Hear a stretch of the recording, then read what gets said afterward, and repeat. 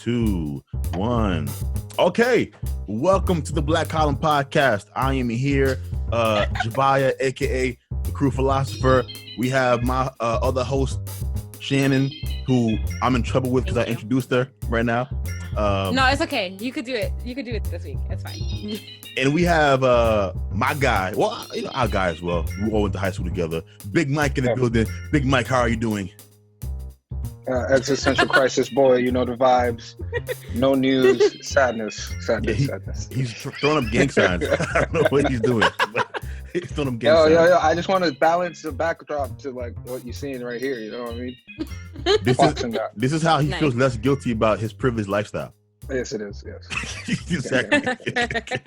So we are here for another week of news. First of all, how are you guys doing? I don't want to be rude. Shannon, since last time we talked. Well, we are less than. I think it's 5 actually, days. Voting right? is open now, but we're less than 5 days till election day, so it's going to be interesting to see how the country implodes on itself. In the next couple days. So yeah, just waiting for that. Shannon continues to be a very morbid person. Okay, Mike, how was your I want to take this morbidity to the next level. I've already scouted a couple countries we could all go to after this is over. So in the power rankings, France is up there. Okay. Nick, France is about to be locked down. I know. We're not saying these places are good. I'm just saying it's not here. That's how poor the power rankings. We're all gonna be in danger of catching COVID and dying still wherever we go. I already had whatever. COVID. I already had COVID. Yeah, Mike had it. Did you? Yeah. Wow. I was one of the first people in New York. Was it bad or were you okay? It was pretty bad. Yeah, it was pretty bad. You didn't tell me that. I'm strong. You know what I mean? You know what I mean? How bad was it? What? It was just like a flu that I could like. I just saw so many Korean films, so like I didn't really like. Because it was like I was in the film school like application process, so I was just watching a lot of movies, so I just didn't think anything of it, and I lost my sense of smell. I thought that was a byproduct of the Korean films I was watching. Shout out Bong Joon. Yeah, okay. So wait. So wait, you had it before like people really knew what it was, or you knew that you had it? I had it before the lockdown. Got it. Okay. I worked at a Jamaican bar that was, there was a lot of people from all over the place. Somebody shook my hand and gave it to me. You see? So you got like fever and chills and stuff? Yeah. Damn, I didn't know you had it bad. Like the way you talked about it, I it was just like a flu. I get the cold every year. I get the flu every year. So like it wasn't like more. I haven't gotten sick bad in like years. Shout out sick boys. Sick boys. Yeah, you know the vibes. Cozy. You said you get the flu every year. Does that mean that you don't get a flu vaccine? Nah, I don't take it. I don't get it. Oh, we so responsible, Mike. What you talking about? I'm young. No, I'm with you. I'm not getting it either. But Shannon gets no vaccine. What? Shannon gets the flu vaccine every year. Do you still get the flu? I've never had the flu. Yo, that might be something else not connected to the vaccine. Like, I've had the vaccine. I think I had it once when I was a baby. My mom, once when I was a baby, and I've never had it again. That's strange. Is it? Well, you get the vaccine every year, and you don't get the flu. Mm-hmm. I never get it. I never get the flu. Mike doesn't get it. He gets the flu every year. So I know what that means. Yeah. It sounds like it's just all about immune systems working the way they're supposed to. But let's start with the election, actually, since you guys brought it up. First thing. Okay. We are 5 days away from election day. 4, I think, by the time you guys listen to this. Mm-hmm. What are your predictions? You go first, Shannon. Like, honestly, so I honestly don't think that Trump is going to win, but I think that he has a fair chance of winning. Maybe it depends, but I don't think overall he's going to win. But I feel like either way we're screwed. So, one way is less screwed than the other. But I feel like our problems are not going to go away with this election. But do you have a Biden win close or landslide or? I have a Biden win close. Okay. Oh, I see it completely more like morbid and like pessimistic. Okay, so you know how most people who are going to vote on election day don't really believe in the coronavirus? Okay, yeah. That's gonna skew Trumpito all the way. So Trump is gonna have like an early lead, and then by the time they get done counting all the mail-in votes, because like a lot of states are trying to like postpone the deadline for mail-in votes, because like it's insane.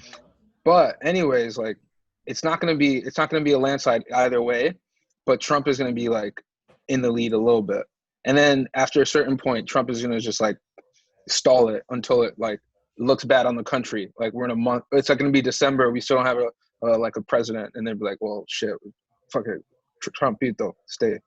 You know what I mean? I think what's gonna happen. I think Biden now, based on these polls, Biden should win this, and it shouldn't be that close. Like he should win this. I think they're predicting that he wins like over like 300 and change, like in total electoral votes. He's leading in multiple swing states by like 5 or 6 points. So this should not be close. I mean, he's pretty much tied with Trump in like Texas, which is a red state. Yeah. So this shouldn't be close. I think Biden wins a respectable race, right? So it's not going to be close, but it's not going to be a blowout. He'll win by like, I think over 300 electoral votes. He'll win in multiple swing states by like 4 or 5 points out of the margin of error. I think that's going to happen. I also don't on election day. I was about to get to that. I think we are not going to have this long drawn out election like people think. I mean, it happened in 2000. That's what. True, but there's record voting taking place beforehand. I think there's also going to be record voting on election day. So if you have if you have a margin that somebody's winning by, you can call it even if you haven't counted the mail-in ballots, because there's numerically no way possible for Trump to make up the difference. You see what I'm saying? Yeah. Mm-hmm. That's what I think is going to happen. But have you seen the lines at the polling places? Like yes. I've tried to vote twice, and like I was just like, I'm not gonna be able to do it. So it's just like crazy lines, like all over the country. I've heard that too. Like from everyone, yeah. It's gonna be crazier though on election day. On election day, exactly. People like me go and vote.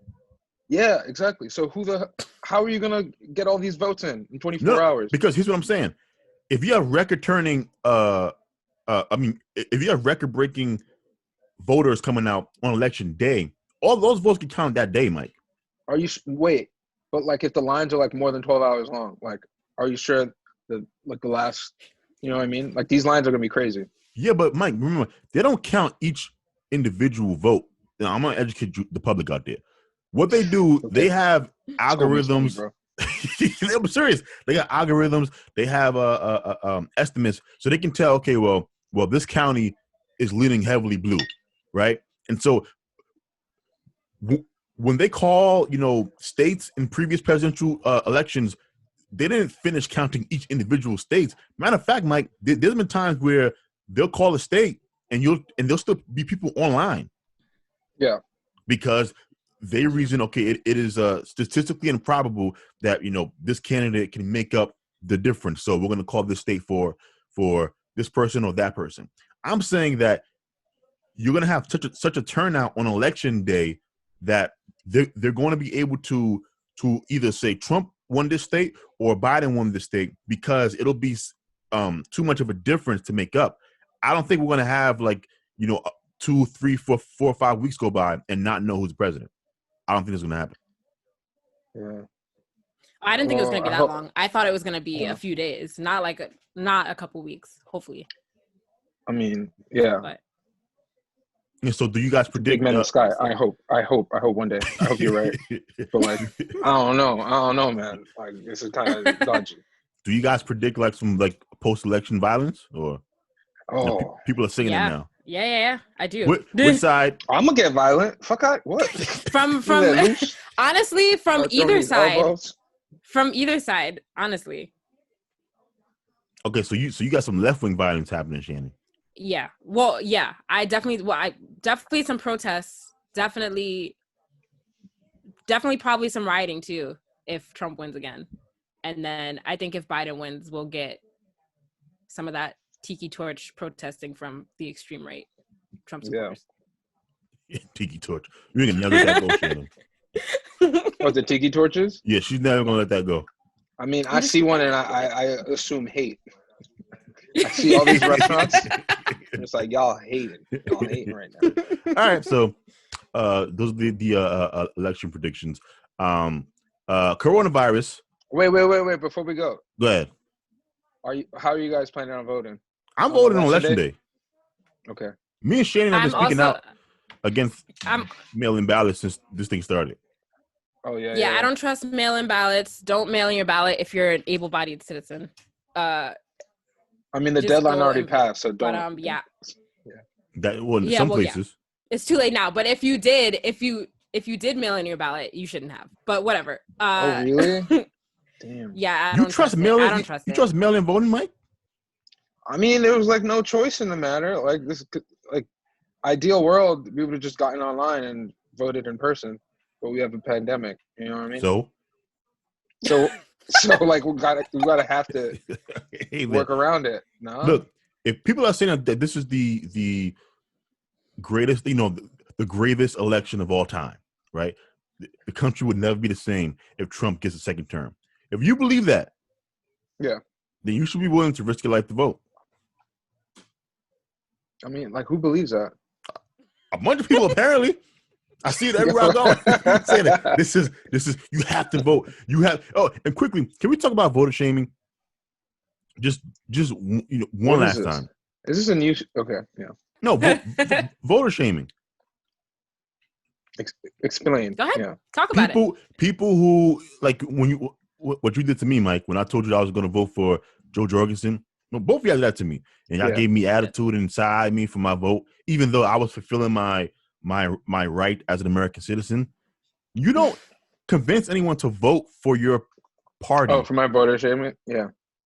By voter shaming them. All it does is makes you look like an asshole. I mean, okay. That's a difference between you and me. Like, I'm not out here trying to convince anybody to vote for anything. Like, you make up your mind. That's not me. Yeah, like, I could shame everyone. I shame everyone left and right. Shame. Yeah. As a bartender, I would shame everybody. Like, you order what? Bum ass. What? So I just want to put that out there so people know. Look, you're not convincing anybody. Because I don't believe in undecided voters either. You ain't like, what you mean undecided? What is this? Make up your goddamn mind. I mean, well, first of all, can we talk about the fact that Jabia doesn't even think that everyone should be voting because he thinks that. Jabia thinks. Oh yeah. No, I kind of agree with him on that. Okay. Yeah, that goes inside, that aligns with my shame mentality. You know what I mean?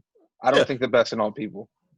No, if you haven't been paying any attention to what's been going on, you don't read newspapers, you don't watch any reputable news sources. What are you voting for? Mm-hmm. Those people don't vote. They do vote, Mike. That's the problem. They get in line. All of them. Shannon, we know some people like that. Do we? Yes. Just go check your Instagram feed or your Facebook friends. They're out there telling people to vote. Go vote. You got to go vote. I guarantee if I sat them down and I asked them, okay, name me 5 Joe Biden policies. They wouldn't know nothing. Yeah. Okay. Fair. So, yes, all of you assholes, coronavirus. I just said coronavirus. Good old Jabia. There's been some movement in the corona news recently. America is seeing spikes all over the place. When I say all over, I literally mean all over the place. Various states, blue states, red states, small states, big states, rural areas, cities, suburbs. Now, the one good thing, based on the studies we're seeing, the deaths have not risen to the degrees that the infections have at this point. Now, we know that there's a lag that takes place, but it does seem to be the case that the therapeutics that we're using and the fact that we kind of know a little bit more about the virus, people's chances of surviving when they're hospitalized are much better now than they were back towards the beginning of the pandemic. So that is good news. But other than that, but you have to worry about crowding in the hospitals as well. So got to make sure you can get in there to get those therapeutics. There's a problem. True. That said, now look, couple of things. Number one, this is not going anywhere. America is kind of being sold false hope by both sides, I think. So Trump is kind of running this campaign saying that, we're going to have the vaccine and the military is going to pass it out and it's going to be beautiful.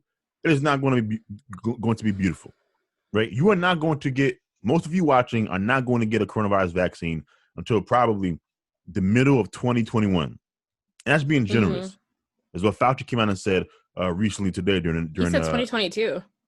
No, he said life will probably begin to go back to normal in 2022, but you can get a vaccine probably the general public middle to late 2021.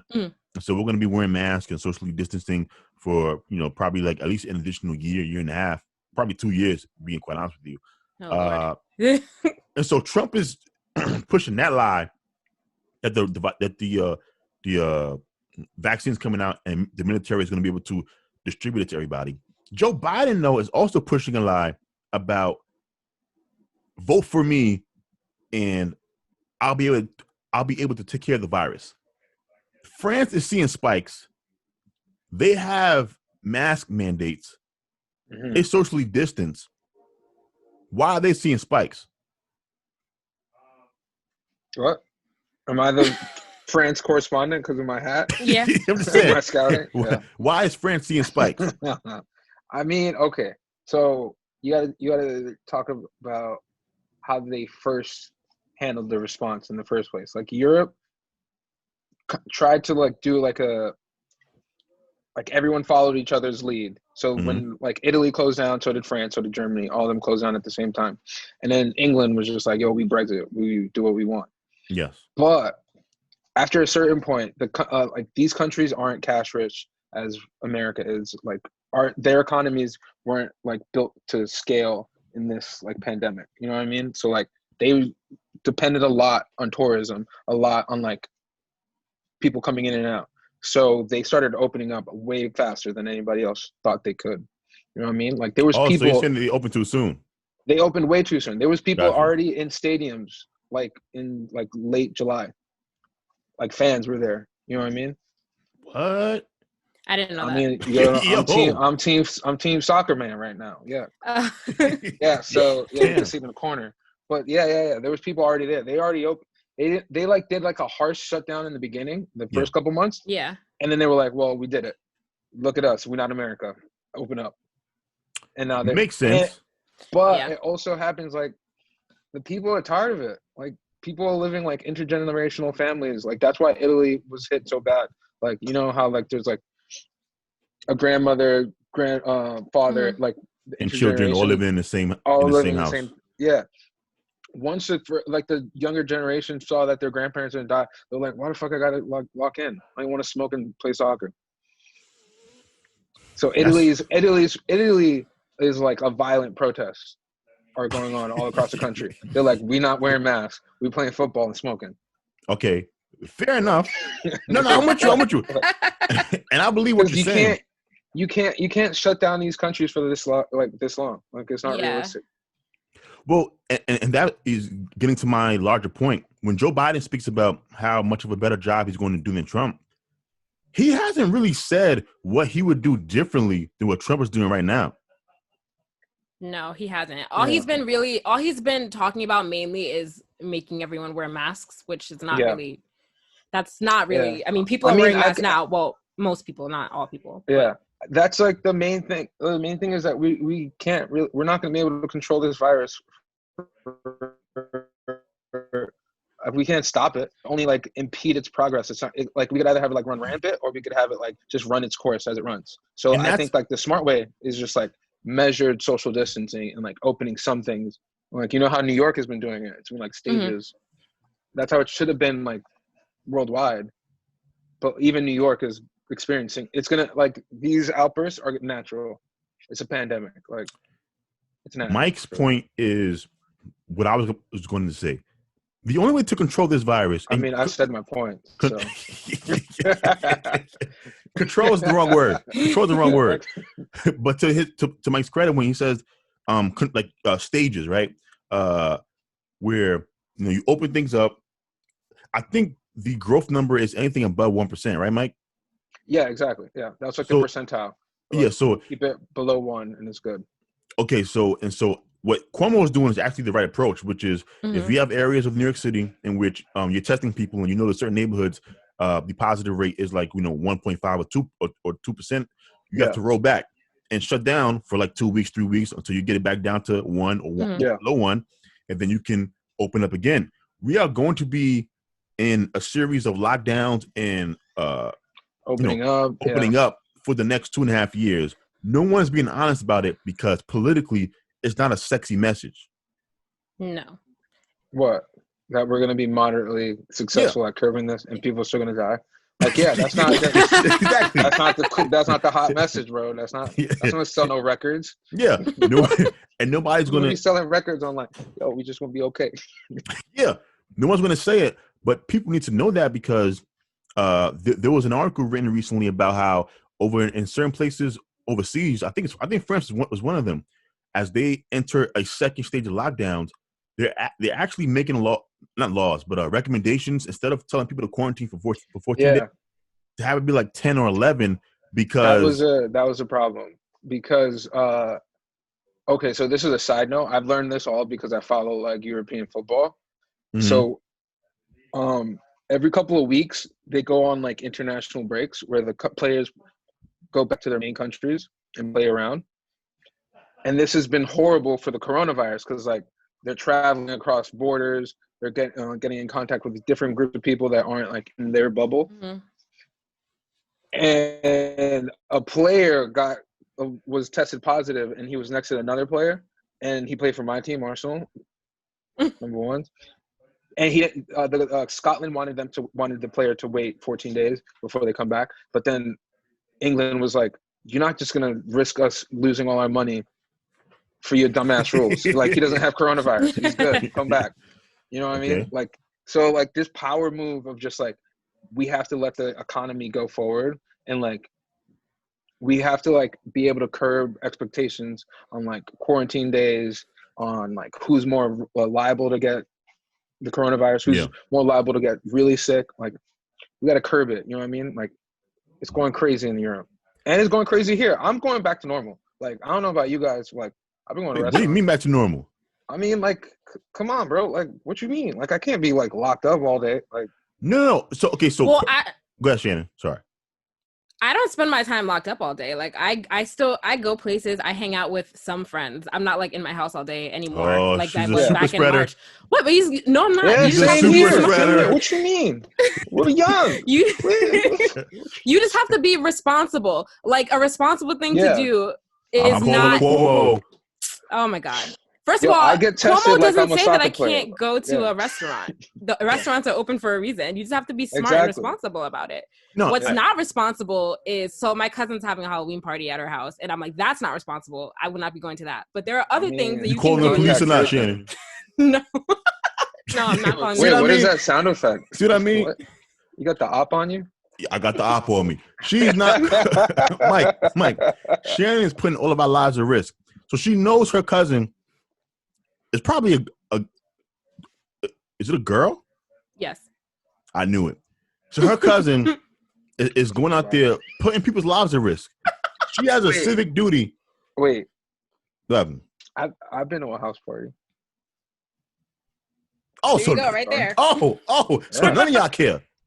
I'm not saying I don't care. I haven't seen my mom or like old people in time, bro. It's been like months. See, Mike and Shannon are being very irresponsible right now. What am I doing? I'm not going to her party. No, but you know she's having it. I so you want me to snitch? Yes. Pull up. What's up? Yo, come on, bro. Yo. No, look. Shoot. Okay, we gotta get used to like socialization in the corona time. You know what I mean? Totally agree with you. Like, we can't just like expect people to just like not get together for a year. No, I'm with you. Mm-hmm. But we also have to be honest. Get together, a little party, little dance. It ain't no vibe. Like, no, that's no. But you see, that's different because you're talking about like a lot of people in a tiny apartment, just like breathing and spreading their germs everywhere. I mean, I think that you can still get with your friends. Do they live with like people at risk? I mean, I don't really think that you should go based off of that because that's how I live my life. This is no. This is a very no. That's how I live my life.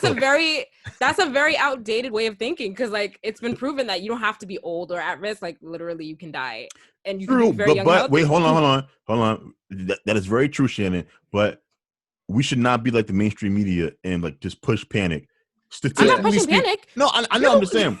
But statistically speaking, you have like a 99.97, 98 chance to survive if you catch the coronavirus. So both of you are right. I'm with you, Shannon. I live like Shannon. I think like Mike. Now, here's the thing, though. To Mike's point, we do, and one criticism of these health advisors and stuff, they haven't done a good job in giving advice to people who aren't going to abide by the rules. For example, I know that's realistic. Yeah, when we go to like sex ed class, right? You learn about what abstinence is like the only way you can totally not get an STD. But then they also give you ways to live your life for people who ain't gonna, abide by the abstinence. Where's our, condom speech? Yeah. Can I frame the condom speech? Go ahead. I think I have. Okay, so I get tested like once a week, kind of, or once every 2 weeks. Once a week, kind of.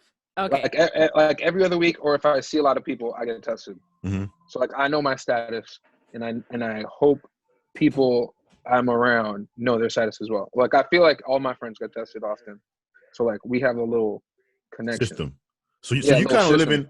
So you kind of live in the way people live when they don't use condoms. I'm seeing the football happen in front of my eyes. I'm just like, we must live that life. Because like sports are still going on. Like, you know what I mean? Like we must live that life. Like they're kind of like our age group. You know what I mean? So as long as they're getting tested and they're not doing something like OD reckless of like 100 people. Like I had a friend that went to Vegas.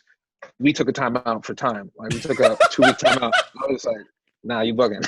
You fucking, bro. Like, I'll go to a party, but I'm not going to Vegas. I got a friend that went to Vegas, too. Yeah, apparently, this is the best time to travel. Yeah. Yeah, it is. Like, I mean, I went on vacation during the corona. Where'd you go? I went to the Hamptons a little bit. It was weird. Okay. I wouldn't do that. I wouldn't advise. Okay. So I'm with you, Mike. Your approach is a good approach. Constantly get tested every 2 weeks just to make sure you don't have it. So this way, if you get it, you can know to stay away from your friends. Totally get it. Problem with your advice, it doesn't keep me safe enough. Wait, but like, what you mean you safe enough? Like, I have corona, man. Just taste it. Just give it a little try. No. Just give it a little taste. See, you won't Mike know until we get it. Mike doesn't know I am insanely unlucky. Oh, right. Sorry. So, like, if the probability of dying for a regular person is like 0.002, for somebody like me who is perpetually unlucky, it's like 5. I don't know. I'm just saying. So your way doesn't help me. Here's what I would tell people to do.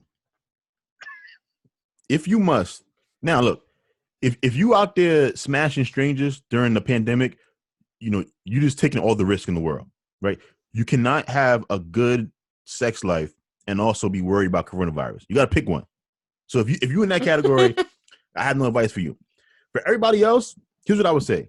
If you're going to meet friends, try to meet them outside while it's still not that cold. Yeah.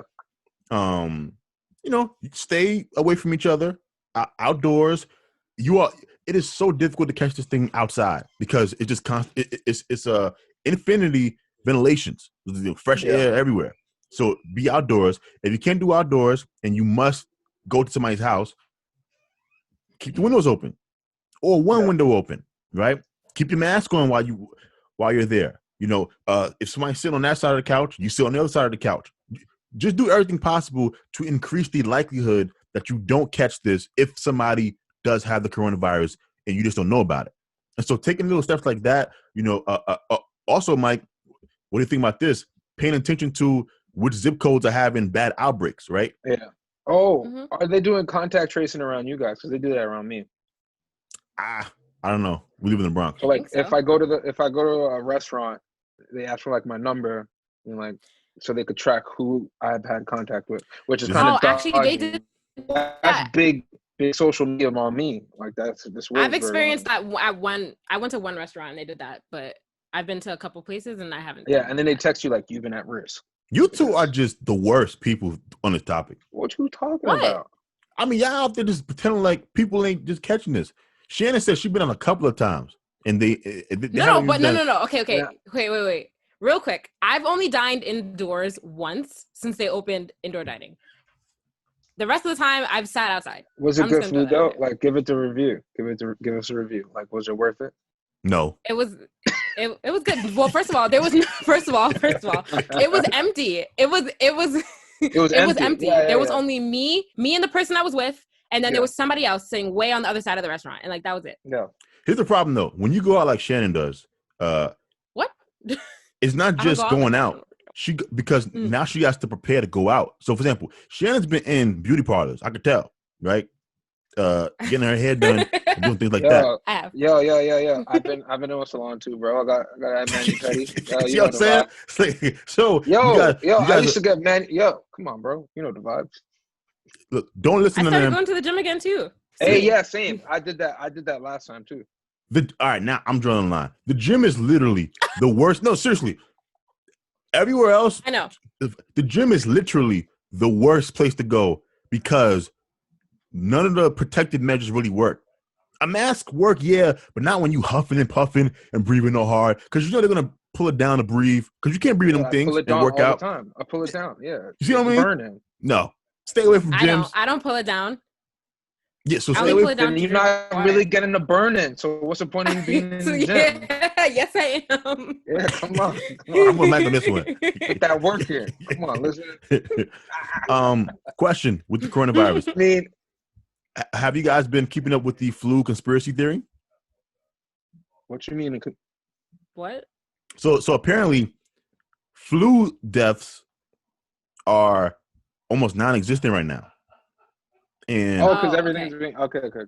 Yeah, and so I follow liberals and conservatives on my Twitter because I want to keep up with what everybody's talking about. And so apparently, what the right-wing media has been saying is that they believe the low flu deaths are due to the fact that they are counting people with the flu as people who have coronavirus. And so this is part of this like right-wing conspiracy theory that the death count from the coronavirus is inflated. Mm-hmm. Yeah. But I wanted to bring this up because of an article, ironically, on Fox News, which provides an alternative theory for the reason why flu deaths are so small this year. They claim it's because the coronavirus has killed the people who would usually die from the flu. So, for example, the flu usually kills people who are old, who have compromised immune systems, and unlike the coronavirus, children as well, who are not vaccinated. So the extremely vulnerable people, they die from the flu. The coronavirus has pretty much gone through America in a lot of places and has already killed most of those people. So now that it's flu season, the flu deaths are going down because there are less old and vulnerable people to kill because the coronavirus already, sent them to the next life. So behind that theory? You telling me like the flu needs to like have like a remarketing plan, like, and they got to come back stronger? Like no, flu like what are you talking about? No, I'm just saying I'm putting this out there because you're gonna see this conspiracy theory grow as we get deeper and deeper into the flu season. Like, oh my God, you see what I'm saying? There's no flu deaths going on. They're adding these deaths to the coronavirus deaths. That's not what people really think are happening with any sense. They think most of the people that would have died from the flu just died from the coronavirus. And any of these safety measures that we're using for coronavirus should also work for the flu. Yeah. That's what I would think. I don't think it's gonna work, but I got sick the other day, and I thought I had corona. Haven't they been like this whole time? Haven't they been doing that though? Like I read something that said like So like, say if somebody had a heart attack, but they also had coronavirus, they would count it as a coronavirus death and not as a result of the heart attack. Haven't they been doing that this whole time? Yes, but okay. I still think the count is accurate because I think early on we probably missed people. Look, this virus was definitely here before January. Most likely it was here in certain parts of the country back in like December. So, I mean, we're probably missing a couple of thousand that should be on the coronavirus, death count anyway. I don't know. This is all kind of like, pandemic talk, bro. I know. We live in that life. What's going on? Is it over? What is life going to be like post-pandemic? Are we just going to be like... What is this? Sam Harris had a podcast where he was talking to some health expert saying that... I believe in that man, so yeah. Yeah. Oh, Mike. Next proof. Shannon. Mike hates Sam Harris because of Ben Affleck. What? Wait, no, it's because of Hannibal Buress. Oh yeah, Hannibal Buress. But also Ben Affleck as well. Yeah, I don't know what happened. I guess. No, but Mike. But he said I don't like his face either. I'm a big like, if you have a trustworthy face, I'll trust you. But like his face, nah. Just like Ben Shapiro. He did. Nah, no, thank you. Oh man, and Bakari Sellers. I don't trust that man either. I don't know, just like Lil Mine. Bakari, his face looks too similar to that dude that got caught with them gay hookers. That senator, the black one. I'm not gonna perpetuate from Florida. Any false from Florida. Mike know what I'm talking about. Shannon, who I'm talking about. He was like the progressive dude. He got caught with like drugs and like gay prostitutes, and he had he just came back. He came out as bisexual. Shannon's face does not move at all. Wait, keep talking. I gotta find this guy's name. Keep talking. I don't know. Keep talking. Y'all trying to play me. Keep talking. But bisexual. No. I'm not trying to play you. I just don't know who you're talking about. Go ahead, keep talking. I'm talking about. You making these men up. I'm gonna look this up. Keep talking. Hold on. I'm gonna mute myself. What were we even talking about before you started talking about it? Like what do you like post-pandemic? What are social interactions? Well, we're gonna be 30, so that's sad that the rest of our 20s are going down the drain to this pandemic. So that's kind of depressing. Damn, Shannon, you just hit us in the core. Damn. Yep. So I don't know. I guess if you didn't feel fulfilled in your 20s, then you're just gone. They're just out the window. No. I feel like I'm gonna flourish a little bit. Andrew Gillum. You just making these men up. Andrew Gillum. I knew who I was talking about. Sorry, Shannon, go ahead. What was I saying? I was saying that the rest of our 20s are basically down the toilet, basically. I mean, what were you going to do with your 20s anyway? Travel more, which I guess I can still travel now, but I want to travel without worrying about freaking catching the coronavirus. That's not real travel, though. This way, you get to travel the way your ancestors did, back when there was still smallpox and... I don't want to do that, though. I don't want to travel that way.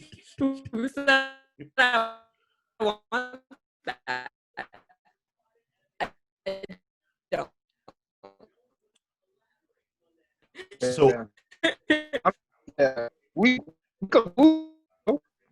guys are breaking up. We can. Is Jabia frozen? Yeah, he's frozen for me.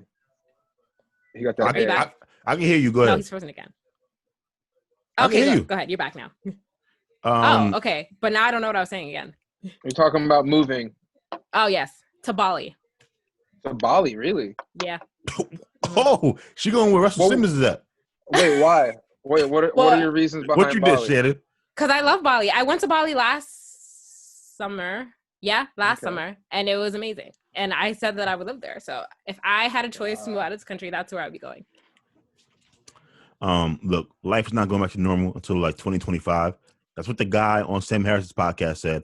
And he gave a good reasoning. He said, but this is changing. There is no more normal. The new normal is going to be different than our old normal, right? Yeah, it's true. Well, not necessarily. Think about this. The 1918 flu was really, really bad. I mean, 2 million Americans died.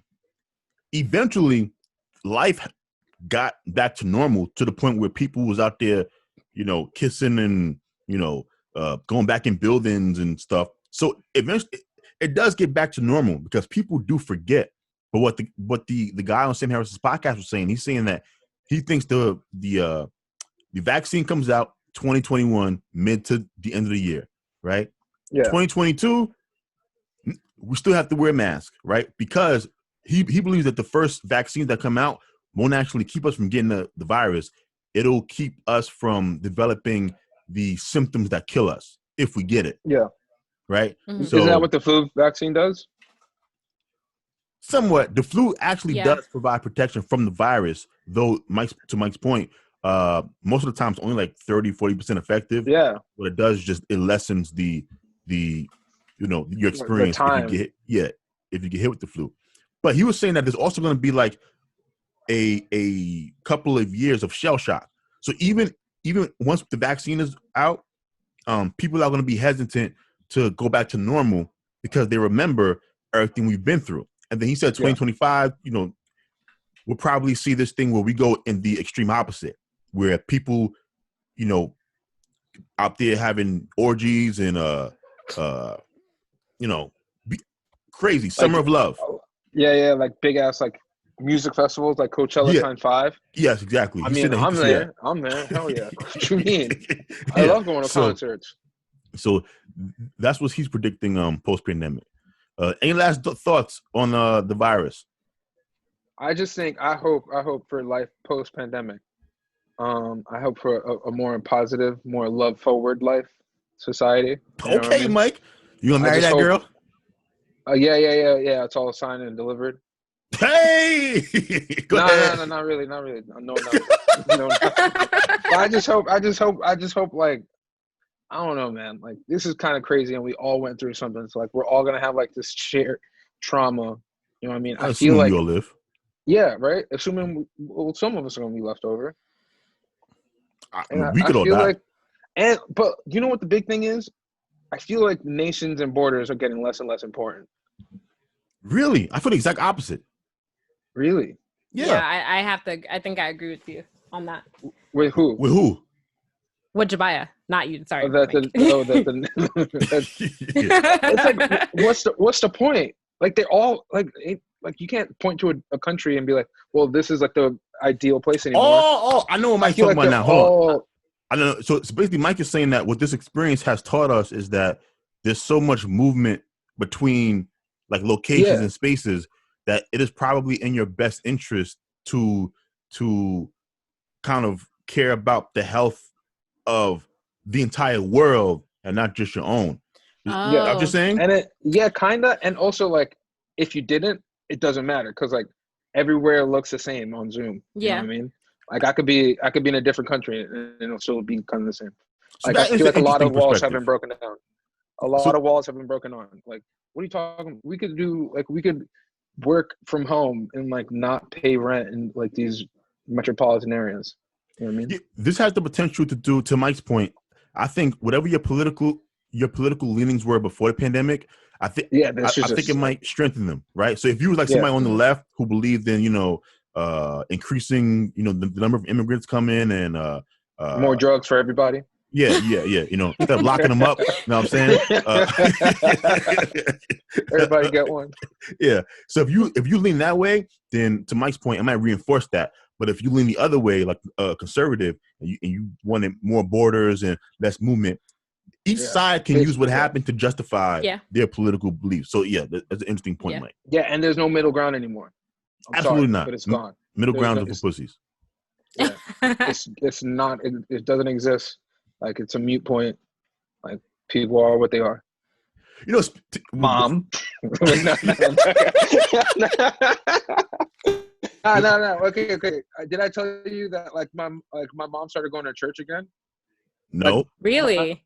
My mom has not been like a church going Christian for years now. And then the corona hit, she was just like, Jesus, I need him. And now she's going to church, and she's like, she's actually going to church, like physically? In person. Kind of dangerous. That's what I said. She's like, Jesus on her side. I'm like, Mom, you've been saying Jesus coming in your home like for like all these years. Jesus can hear me in my bathroom. Like, what we talking about, Mom? What talking about? So Mike, I found that older people are starting not to care that much. I see like I said, I was going to the gym earlier. There are really old people in the gym too. And I'm just like, wow, really? Like, it's just really kind of shocking. I just don't think they care. in the streets, like the people that don't wear masks are like really old or like our age. Because old people want to live their lives. Like, yeah, they don't want to be stuck in however many years they have left. Which I feel like if I were older, I would probably think that way too. But you know, you a wild girl, Shannon. What I'm just saying. My aunt wants to go to Jerusalem. She's still. Wait a minute. Wait a minute. If she's going to Jerusalem, I'm going to Ibiza. What's up? We don't know the vibes. You know the vibes. To Mike's point, I think religion is going up. Like, religious beliefs going definitely. up, which happens in every tragedy. So I'm not shocked that your mom is going to church. No, I wouldn't advise it, but I get it. Because no one wants to die and go to hell because they didn't believe, right? Like, if I'm going to go to hell, I want to go to hell because, I was out there, doing coke, sleeping with prostitutes, living a wild life. These are all liberal core beliefs. Like, what are you talking about? You be a good person and do those things. I'm just saying, right? I want to go to hell because I lived a sinful life, a fun, sinful life.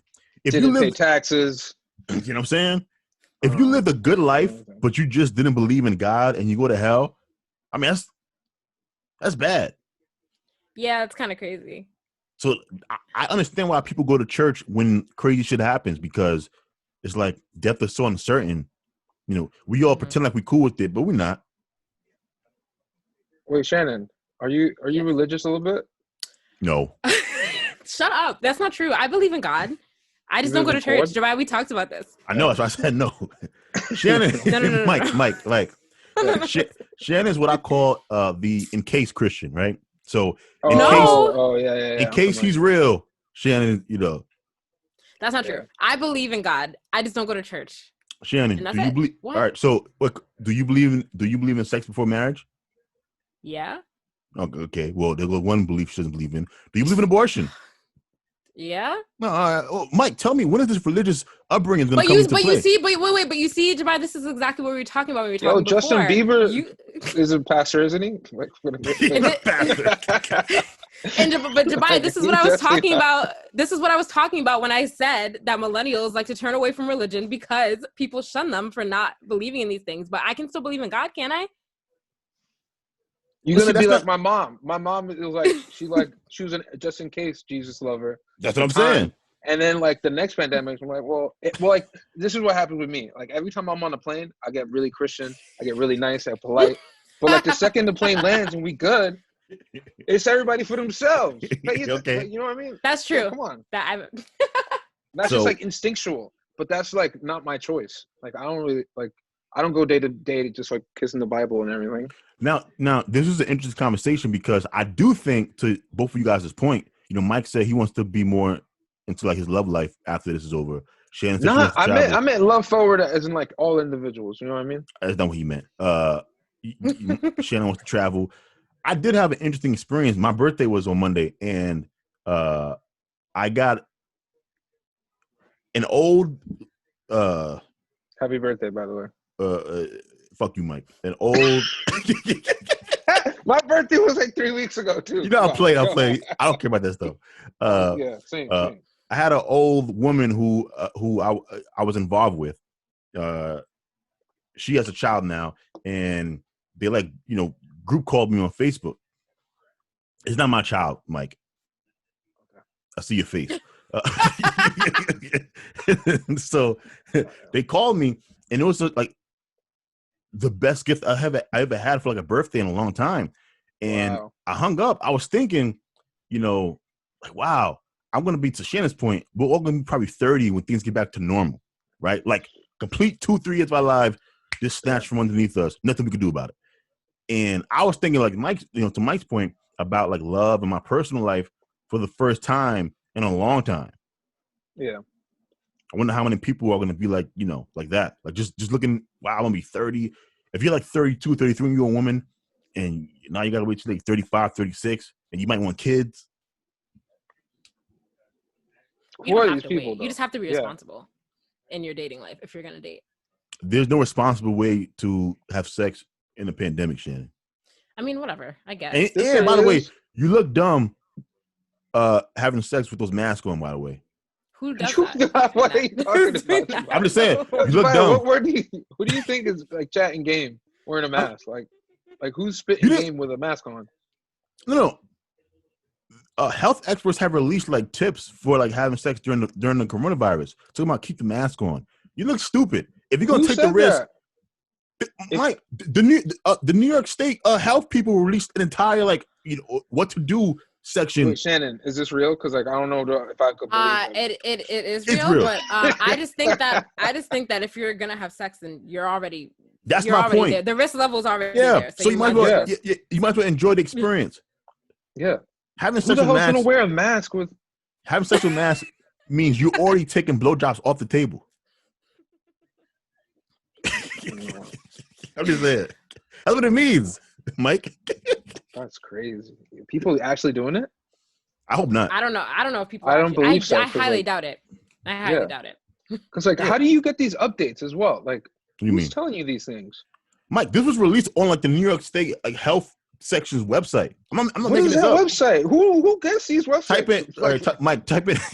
Wait, do you check these websites like often? Like, am I crazy? Like, what am I doing? No, Mike. Like, they put this on Twitter. On Twitter, I like to be well informed. Well-informed individual. Let me see. Let me I know what you're both trying to do. They're both trying to paint me as some freak. I'm not a freak. This was out there for the public to consume. I remember this.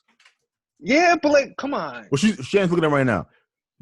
You tell us what you got. You type in like New York State Health Department coronavirus sex rules or something like that. They had action directions about using masks and only have sex with people that you live with if possible. If not, do this, do that. And I think they even released some studies that said that there was like detectable coronavirus. What you found, Shannon? No, I'm reading an article on WebMD. What it says? The Canada's chief public health officer. Well, one thing she said, she was like, the sexual activity with the lowest risk involves yourself alone. That was what I was laughing at. Thanks. But if you choose to engage in an in-person sexual encounter with someone outside of your household or close contacts bubble, skip the kissing and face-to-face contact and consider wearing a mask that covers the nose and mouth. See what I'm saying? No kissing. What? Yo, come on. Yo, we need to create our own version of this because like this ain't realistic. Go ahead, Mike. Give him a rule. What you mean? Okay, one of the gems I follow. Well, I'm not single. I have a friend who's single, and I live vicariously through him. And his okay, so give him a rule. If she looks bad with the mask, she probably looks bad without the mask. That's a pretty good rule, Mike. That's a pretty good rule. Yeah, but like the mask, like you would think, like maybe something like no, it doesn't happen. Do you think that's how they pick their women over there in the Middle East? Oh my God. Too far? I'm not partaking in this conversation. I was gonna let you guys. I just wanted to see how Shannon would react. This is my reaction. You wilding right I'm now. not. I'm just gonna wait. All right, hold on. Here's my rule. You're wilding right now. My rule is simple. There's one position that increases the distance between you and this girl who has the coronavirus, assuming that she has it. So women have no choice but to accept. They have no choice but to accept that the only responsible sexual position we can engage in is doggy style. That's my advice. Anything else, she's trying to give you the coronavirus. Assume it, fellas. Assume it. Assume it. Okay. Yeah. Shannon, what's your tip? I don't think anyone's trying to give you the coronavirus. Listen, I have little to no thoughts on this. If you're already in the house and you're already about to have sex, then I don't care. Whatever goes, goes. It doesn't at that point. Don't consider just get tested. Get tested after, or it's you know what I mean. Like you're gonna be careful with STDs, anyways. Mm-hmm. I love how Shannon had no advice for people that are actually going to be engaging in these type of activities, but she had everything to say about locking up poor people for doing coke. Oh my God, no, I did not. I never said that I wanted people to... Yeah. I never said that. I'm pretty sure I saw you clap a couple times. I know. Sure. I don't know if I never said I wanted people to get locked up for doing coke. I never said that. I just said I don't think it should be legal, but... Did you call us super predators? I'm pretty sure. What? She did. Sure. She did. She was saying it. She had the attitude. She was like, these.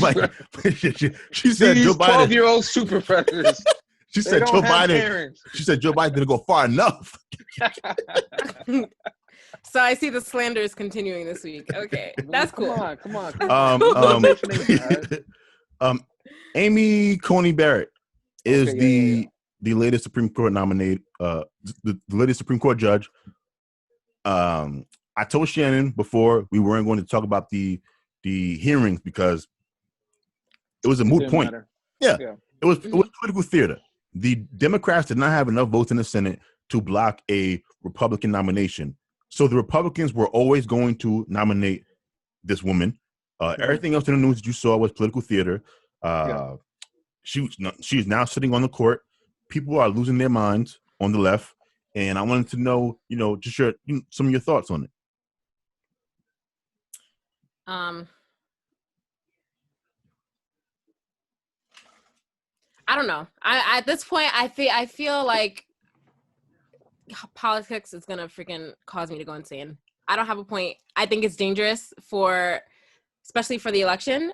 With her having her on the bench, what that could potentially mean if Trump calls for if this gets brought to court, if the election is not favorable and also just for a lot of other things, just for a lot of other policies, Roe versus Wade and all this other stuff. She's a conservative woman, so where she stands on abortion and women's rights and things like that is called into question as well. So we'll see. Question: we'll see.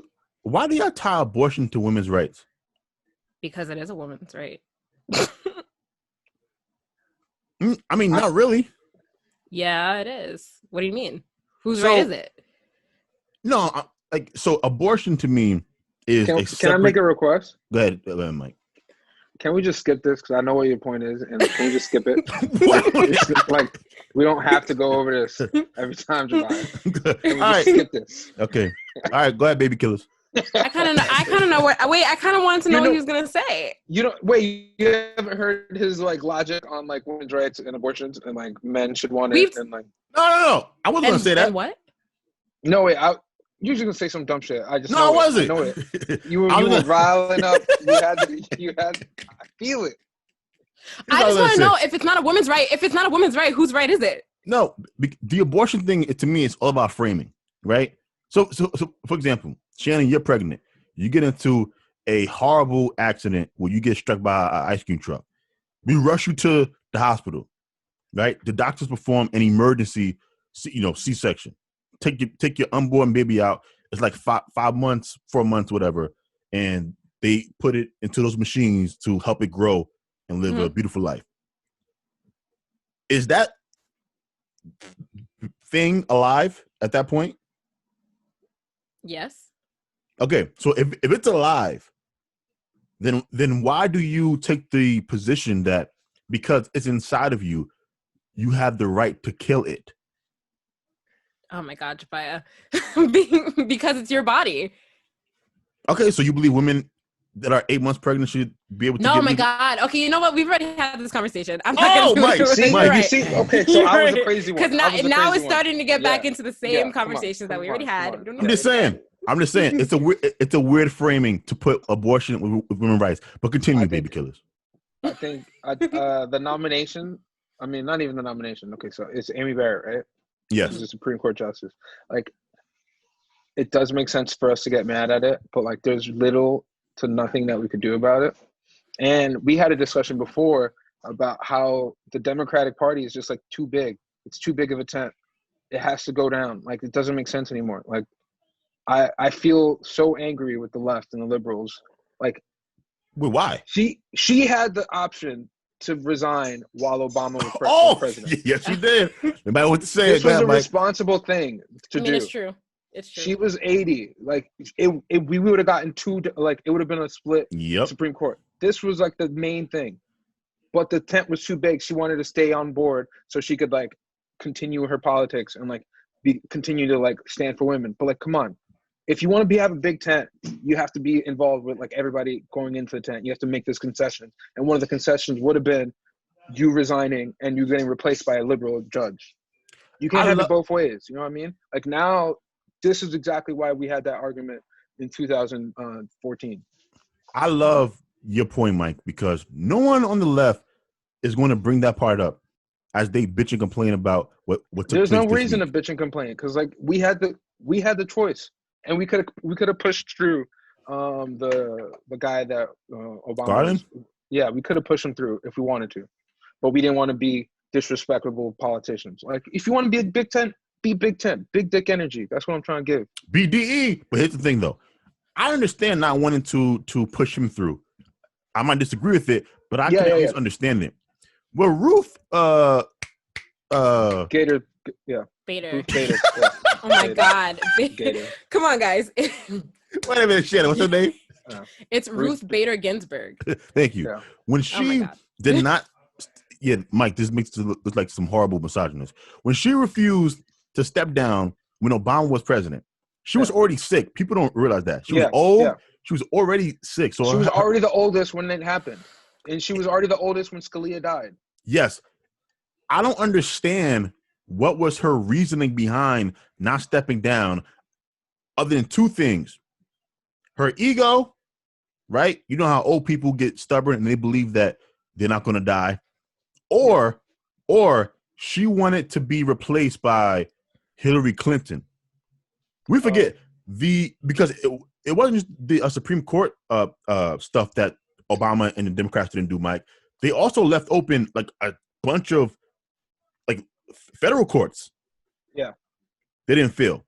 They've assumed with their arrogance that Hillary Clinton was going to be the next president. And because of them not doing what they were supposed to do when Obama was the president, now we have the court. I think it was like what is it like how many conservative judges are there now? Like 6? It's 5-3 or 5-3. Yeah. 5-3. Meaning no way we're gonna get that over. No. Any law you pass that goes up for judicial review is probably going to be ruled unconstitutional. Exactly. It is a huge failure by the left. Now, I'm not a leftist. You know, I'm on this podcast with two socialists. But my frustration comes with the fact that I don't like how easily the left constantly gets its ass handed to them, even though most of the American public seems to be in line with what they want to do. It's extremely frustrating for me to see that. Now, I disagree with it. I want to push back on it based on the merit of the ideas. But when you got like 60% of the country that supports Medicare for all and raising the minimum wage and all of these things, yet the left continuously gets its ass kicked in politics, it's just a frustrating thing to watch. I don't get it. And these are y'all people. These ain't my people, no. You said I'm a socialist. They have a bunch of attack ads saying like, these are the radical leftists. Like, I'm not a socialist. I'm not a socialist. I beat a socialist. Biden ain't my man. Do you? I don't love it. Yeah, you two don't know how much you guys are kind of alike. I'm not a Democrat. Oh yeah, wait. What do you mean? No, so Mike is a socialist like you. Like so Mike Mike doesn't Mike doesn't even believe in like the Constitution. Like he thinks we should kind of, which is not a bad argument. That why are we restraining ourselves with like a 400-year-old document? Like he thinks we should just think of what's the best way for us to live today, and then do that. So Medicare for all, raising the minimum wage, taxing the hell out of rich people. You agree with him on most of these issues. Now, both of you guys, I think, are batshit crazy, but I respect the honesty and the consistency, and most of the public agrees with you. So it must be frustrating that you guys continuously lose in the political realm when you already kind of won the culture war. Yeah, because let's not forget the last 4 out of the 5 last elections, Democrats have won the popular vote. By a landslide. By a landslide. This is a left-leaning country, but it's not a left-leaning political group that runs it. It's just a manifestation of its white supremacist history. I reject that. Oh yeah. Wait. I started teaching my girl, and I started teaching people critical race theory. I knew he's going to bring it up. I got all these credits. I got the syllabus ready. You know what I mean? Want me to get these articles up? I got that JSTOR login. Got it. Critical. Just before we get into that, do you guys, to your point, Mike, about winning the popular vote but losing the electoral college, are you guys in agreement with members of your party about getting rid of the electoral college? Shannon? Oh, you're asking me? I'm so sorry. Can you ask me again? I completely zoned out while you're asking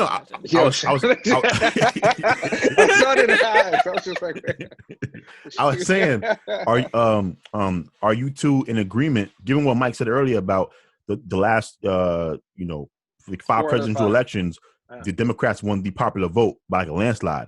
I was asking him, are you two in agreement with members of your party regarding dismantling the electoral college and replacing it with the popular vote? What is the point? What is the point of it?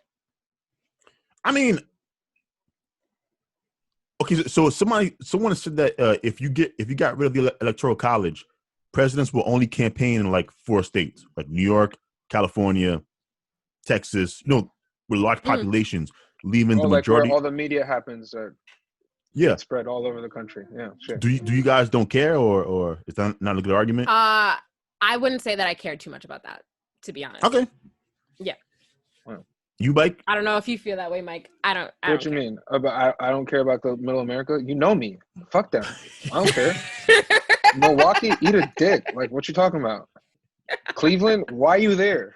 See, I don't agree. I don't agree. See, my thing is, I think we should get rid of the electoral college because if most people have moved into like a handful of states, then they should have a disproportionate impact on who becomes president. Just more people live in California, New York City, Texas as a state, and 2 other states than they do anywhere else in the country. I think you give a disproportionate amount of power to small states with the electoral college. That said, I think Republicans are writing themselves off.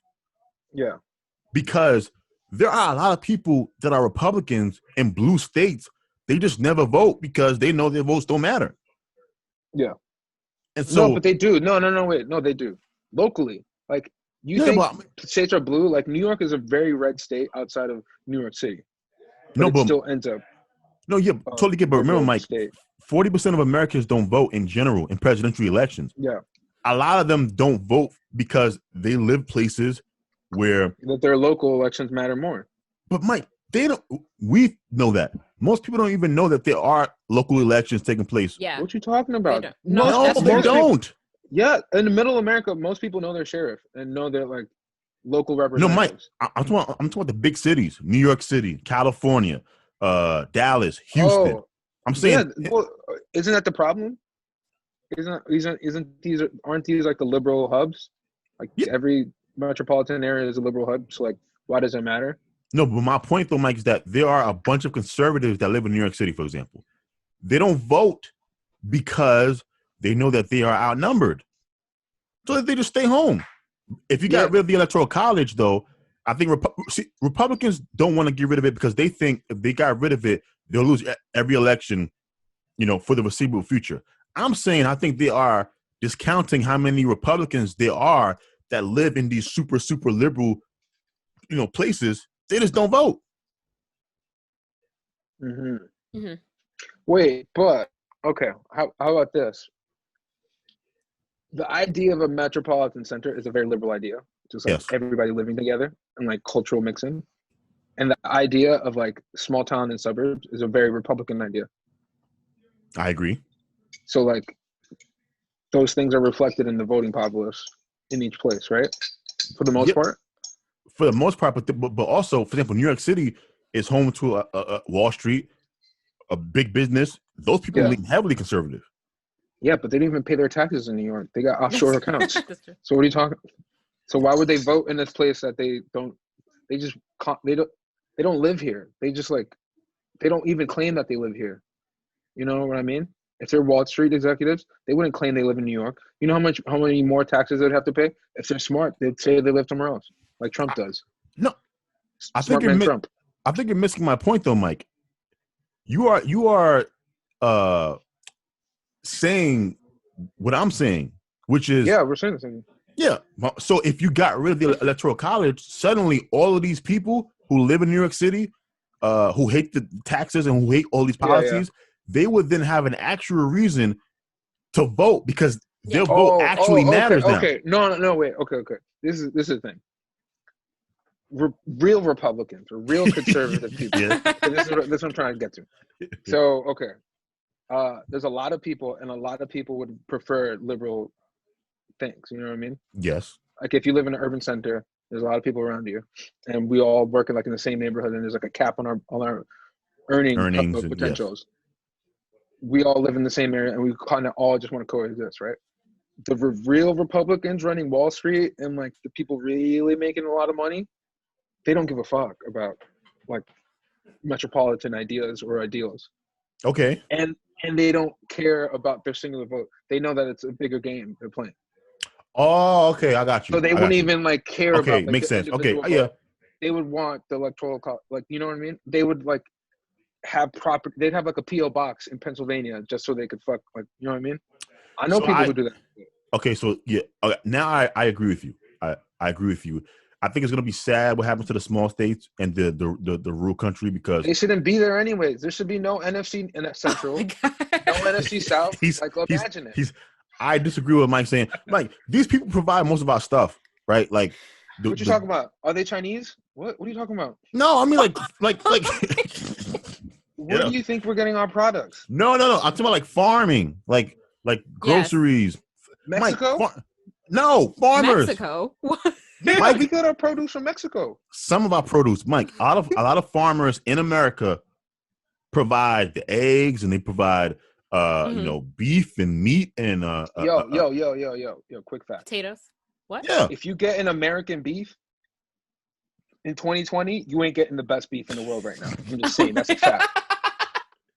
Like if you really about it, where should we be getting our beef from? These are the beef centrals of the world. These are little clusters. Argentina, Chile, they got good beef down there. Good beef. Japan, Korea, good beef. You get American beef. You know how expensive beef is in Japan? But import it. You want me to give you the address? I know a guy. Why are you not getting imported beef? Like, yo, what are you talking about? You guys are getting normal, everyday, like supermarket beef? Well, first of all, I don't really eat red meat that much, so I'm just gonna shut up about that. Yeah, exactly. Yeah. I don't eat beef that much either, but when I do. No, I'm not importing my beef from Japan. Or like, okay. So like, what's in my fridge? Most of it's not an American product. Really? Yeah. Wow. Where do you grocery shop? Think about it. Yeah, like. I mean, I go to Whole Foods a little bit. They don't sell American produce. Like the bananas are from like Ecuador, yes, obviously. Mm-hmm. But I mean, you get eggs, right? The eggs aren't even like local. Like the eggs are local, like New York, like liberals, like this is their side business. You know what I mean? Interesting. Because I get organic, like, you know what I mean? All right. Well, as we come to a close, as the preacher would say, we have to hit Walter Wallace. I almost forgot about Walter Wallace. I knew there was something we forgot about that happened that needed to be discussed. So I'll say my big tech rant for like next week. Walter Wallace was a young man who was shot in Philadelphia by police officers. They were called, though the family is claiming that they requested for an ambulance to be called because Walter Wallace Jr. was known to suffer from mental health issues. I believe he was bipolar. I don't remember. Well, he definitely was suffering from mental health issues. Police officers show up based on the audio that was released either today or yesterday. We know that the police knew, once again, this is a second case in which the police knew before they got there who they were dealing with. Mm-hmm. They get there. He's armed with a knife. The police are on video shouting at him to drop the knife. He doesn't drop the knife. And then they shoot him. I believe they shot 7 times. I don't know how many times he was shot. Wasn't it 14? 7 each, whatever. They shot at him a bunch of times, and he died. And there's been protests and riots in Philadelphia. I'm confused. I'm gonna go first. I'm going to have the unpopular opinion. Okay, here we go. I'm confused. Yes. I'm confused as to what is the outrage regarding this case. Hold on. let me talk. And you and critical race theory over there can get into my ass. We have a case. I am sad that he died. I'm sad that he got shot. I wish he were alive today.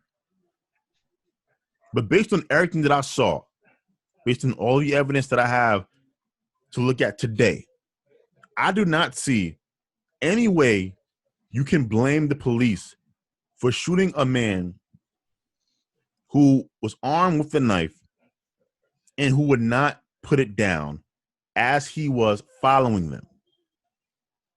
I don't see where you can come up with this narrative that the police killed him because they didn't care about his black life. I'm not seeing it. Go ahead. But first of all, this is just another, again, 14 times though? 14 times? Don't you think that's a little excessive? I mean, you shoot. Look, this ain't a movie, Shannon. You don't shoot once and check to see if they're, going to stop. You shoot until they hit the ground. That's how the police are trained. I also think that the police, first of all, when you go to the police academy for 4 weeks, 8 weeks, however long police academy training is, do you know if they're getting any other training, like mental health training or anything like that for them to better decipher these situations? Exactly. And this is what the problem is. And I'm going to forever say this. This is what the problem is. The police aren't properly trained to deal with this stuff. So I don't understand why. Okay. So the family called the ambulance and the police showed up. Did the police show up because somebody else called the police? Do you know who called? So the family called the police. So did the family call the police or did the family call? No, the family called for an ambulance. But they dialed 911. There's no separate number for. Yeah. So and then they said okay. And so they said send an ambulance. Did they mention that he had a knife? Because I'm trying to figure out. I am not sure. Okay. But let's just assume that they didn't mention it and they just said, "Hey, we need an ambulance to come down here because my son is, having a mental health breakdown." Whatever. They knew who this man was, Shannon, before they got there. Christopher. What's this guy's name? Walter Wallace had an extensive criminal record. Now, this is not me bringing this up to justify him getting shot. My point is, when you call 911, Shannon, they knew about him and this address. In fact, on the police dispatch, the officers are communicating with each other that this is an ongoing domestic dispute. They've been to that address on numerous occasions. Mm-hmm. They knew who they were dealing with. They had his criminal arrest history. And so you can't just send the ambulance because you're dealing with a domestic dispute with a man who had a criminal record. And by the way, domestic disputes are literally one of the two most dangerous scenarios for police officers. It's domestic disputes and traffic stops. I forget which one is first as far as the increased likelihood of a police officer getting shot. But I just don't understand why. So I just don't understand why just the police were sent. If it's somebody, like, I can understand why the police were sent if they looked into if they knew about his criminal background, but why wasn't somebody else sent that can better handle a mental health situation with the police? So you want so you wanted the police to be sent in tandem with someone else. Like, yeah, if they're not trained to de-escalate those types of situations, then yeah. And they're not. So I feel like just for the sake of facts, I don't know whether or not they tried to de-escalate. I didn't look at the entire... But they're not trained. They don't know. Are they even trained to do that? They might be. I don't know. I'm just saying. Okay. Well, yeah. I don't know. You're right. And I don't think so, though. One last piece of information before we go to critical race theory, man. Damn. The police officers, because people are saying they could have tasered, those 2 police officers did not have tasers. Yeah, I know. Mm-hmm. So they need to get more money. Yes. Because the Philadelphia police did not have the finances to provide tasers to each and every cop. So those are the facts. Critical race theory, man. What are your thoughts on this? I'm just okay. So every instance of violence from the police onto a black person is going to inspire rage in this country at this point. That's just a fact. I agree with you. Mm-hmm. And there's demonstrations, going to be riots, and there's going to be like what we're facing at this time in like 2020 and like in our country's like development is like a realization that 2 ideas cannot be held equally. Like black people can't be Americans and police can't keep on killing black people with impunity. You know what I mean? Like there has to be a balance. Either police get judged or black people aren't American. And we're trying to like, what is the result of this? Like, are we going to continue like no justice being served for the loss of a black life? Like, is that the result of this? Because if that's so, like, we have to be clear with it. Because like we can't expect, we're not like going to be expecting the same results. We're not going to be getting the same results anymore. You know what I mean? Like this is just the state of things. Things are different. But like we are more informed than we were 10 years ago. And every time this happens, there will be a result of like riots and looting and all that. Because like at a certain point, like what do you expect to happen? What would be your ideal result from a person dying publicly, Jabia? So here's my problem with this, Mike. There's a narrative that has been painted that police officers are hunting black people, or at the very least, they are quicker to shoot black suspects than they would be white suspects because of some implicit racial bias, right? This is the charge you hear by many supporters of the Black Lives Matter. We're past that. We're past that. We're past that. That point has been made. That would have been an argument. That's when okay. But it's not true. In the 90s.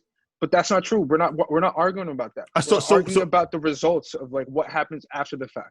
When violence occurs on a black body, what are the repercussions for a police officer? What are the repercussions for a city? Like what are the results? Are we going to change or are we going to just accept it? Like that's what we're arguing. We're not arguing about like individual instances of like a police officer being white and like being scared. Like we don't care. Like that's not the point anymore. Like, I'm going to push. We are past. Black people are being killed publicly. Like these are lynchings. Like these are like the equivalent. But see, Mike, that's where these I push are the back. same thing. What are you talking about being pushed back? There is nothing to push back. Yes, there is. The riots are going to happen. The voting is going to happen. Like these aren't things that you could just like talk your way out of. Like, but that's part of the problem. There's a framing and a narrative that whenever one of these cases play out on social media, people immediately go to, oh my God, here's another one. Look, police officers interact with citizens all the time, literally millions of times in a day across the entire country. And so a select few of these throughout a year end with someone getting shot, right? Okay. You have to allow these things to play out, allow the information to come to the forefront. I don't think it is beneficial for us to lose our damn minds whenever a black person gets shot by the police before we have any facts, before we have any information, before like to immediately assume that because a suspect is black, and in this case, he had a knife. Like, what were the police supposed to do? I think we're still stuck on the same thing that like the before fact. Like, I don't care about what happened before. I don't care about the circumstances anymore. And I think the people that are rioting and looting, like, we don't care about, like, he had a knife. We don't care about. So why are you rioting and looting, Mike? Because we want the results. Like, what is going to happen to this police officer who shot and killed this man? You haven't given a chance, but Mike, you haven't. Wait. But what is the result of somebody using armed force for somebody against a black person? Like, what are the results? Because we know time and time again, people don't get punished. Police officers do not get punished for this crime. Because is it not a crime to kill somebody? Or are you thinking that's just a result? Is that a byproduct of a police force that people die? Because I'm telling you, that is not a byproduct across the world. Murder is this kind of murder is exclusively American. That's not true. Yes, it is. Tell Mike, me where in the world, Mike, in the world where black people get killed and the number of like the Mike disproportionate way. I can give you an easy one. It is happening literally right now. Where? Nigeria. Mike, you are framing this. What? You say it's Nigeria? Okay. Continue with your Nigeria point. With your Nigeria point. Tell me.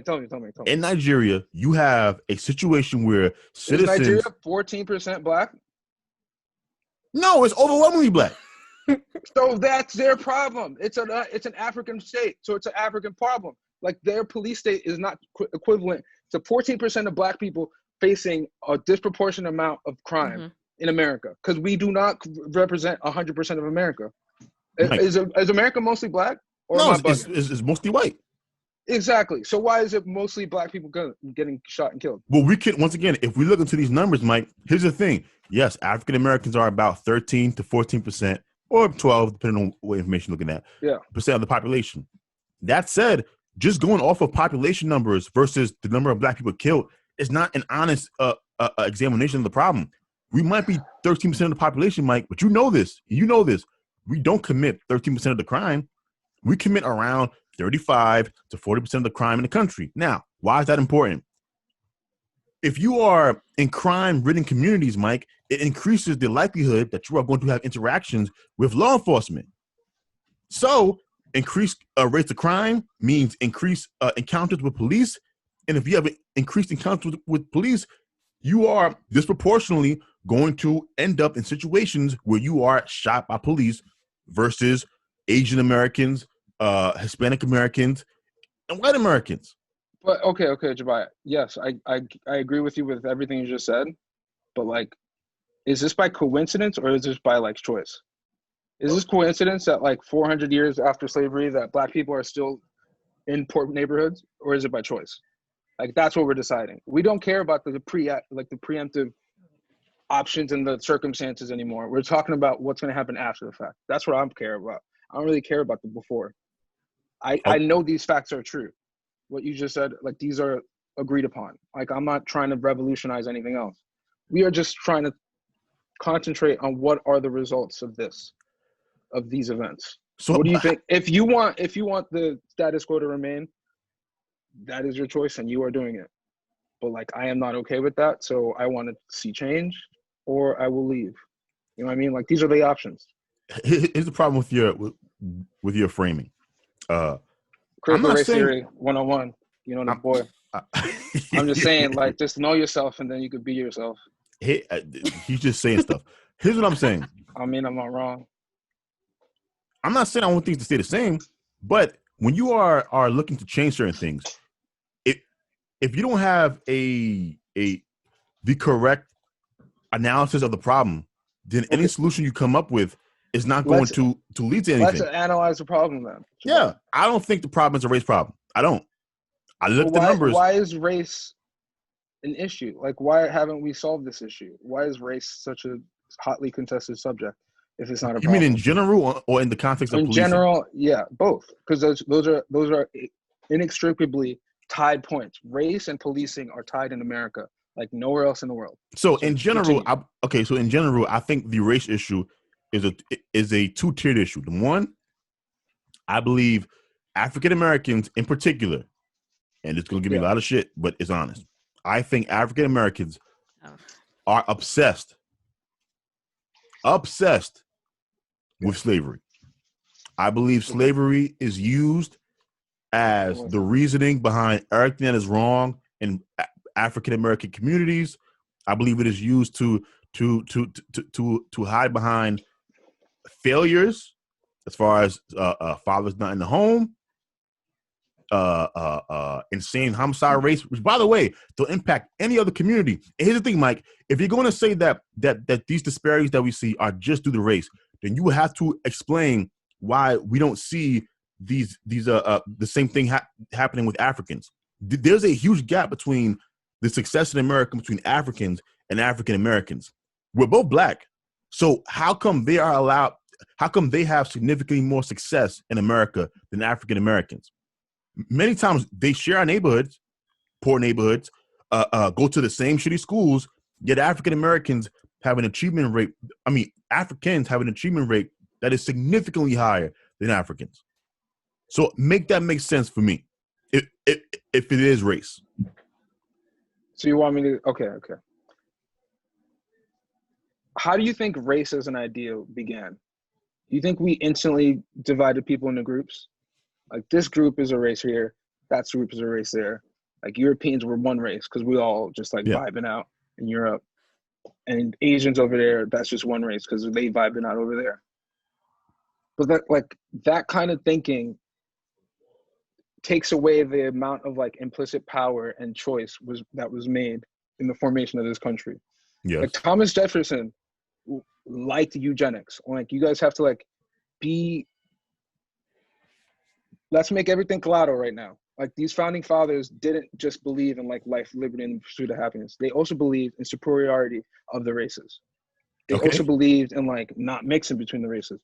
I agree. And they also believed that implicitly that not only did Thomas Jefferson say that he wouldn't free his slaves, but he said that one of the most dangerous things in America would be the miscegenation of the white race.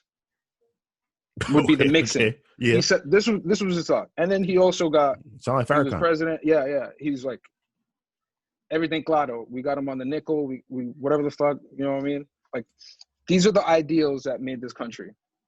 These are the people. They did think things about black people. They thought we were subhuman. Yeah, I agree with all of these things that you're saying right now. Yeah, but they also implicitly built it within the laws of this country. Okay, explain that to me. Okay, so you know how in America you could sue for your freedom. That's one of the big things that that some former slaves, they would have to sue for their freedom. You understand that? And that they would have to prove their ancestry to announce what their race was, because they had to define their own race. I'm not black, so I am part Native American, I'm part white, because they were raped. You know what I mean? Mm-hmm. So they have to prove that. When the courts decided that it didn't matter, your ancestry didn't matter, you were black because you were nappy-headed and your skin was black, and you were still a slave. That's when race became a law in America. And it didn't become abstract idea of just this group and that group, because ancestry and lineage was defined clearly by the plaintiff suing for her liberty. And she was denied that because her hair was black and nappy.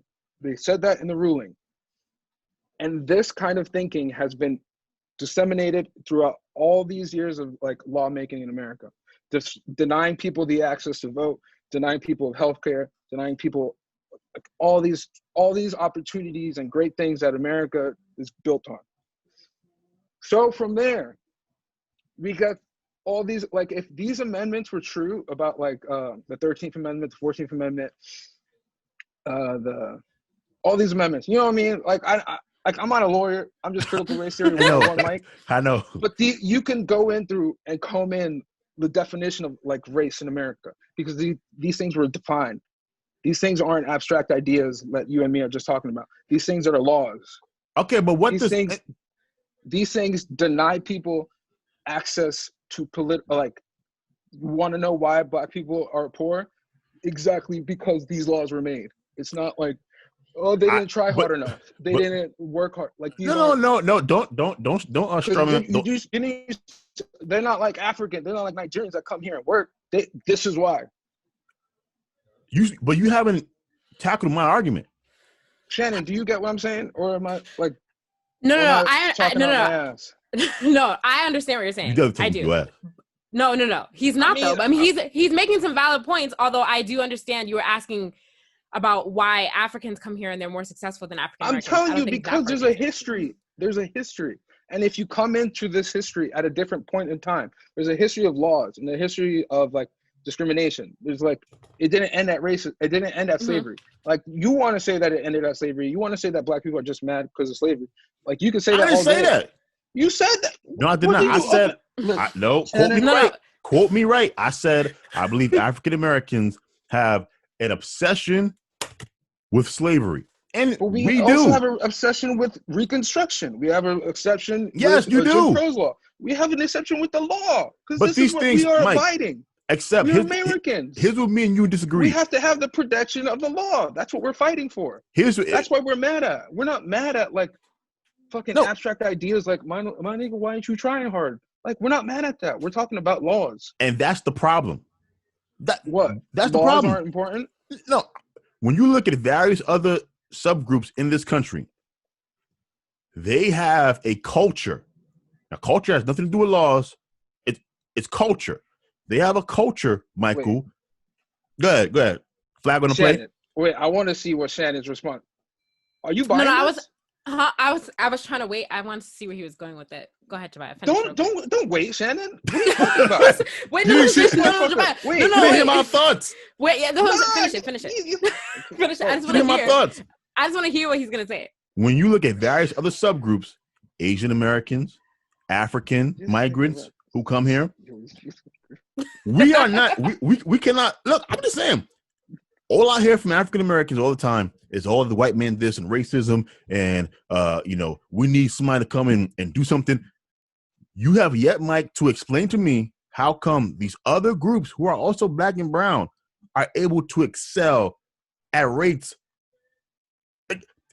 It should not be possible that Asian Americans have as much wealth as they have compared to African Americans. How much? Matter of fact, Shannon critique my argument and agree with the race theory guy. I'm gonna go do some Googling. I'll be back. Yeah, do some Googling. I want to see these numbers you're pulling up because I will show you that it's not real. What are you talking about? Like, it's not. Ooh, thank you, Mike, because I agree with a lot of what you're saying, but Jabia is very I don't really know the word for him. Oh, rambunctious is what I would say. Rambunctious ass mo. Like, what are you? Because okay, Shannon. I don't care about talking about like anecdotes or like hearsay.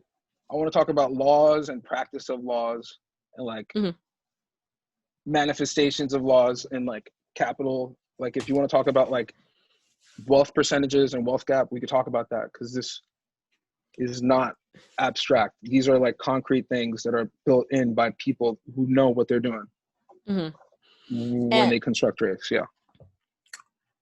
I just want to go back to what you were saying about holding cops accountable and how there's a lack of that and how they're committing these crimes. And we as a country, we've come to expect that nothing is going to be done to them. I agreed with you completely. Thank you.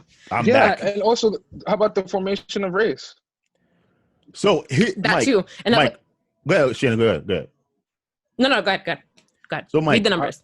I'm gonna read these numbers to you, and I want you to. Wait, can I get Shannon's thought before this number? Because go ahead, Shannon. Yeah, finish your thought. Deny anything you just say. Wait, hold on. You know that for a fact. It's gone. Come back.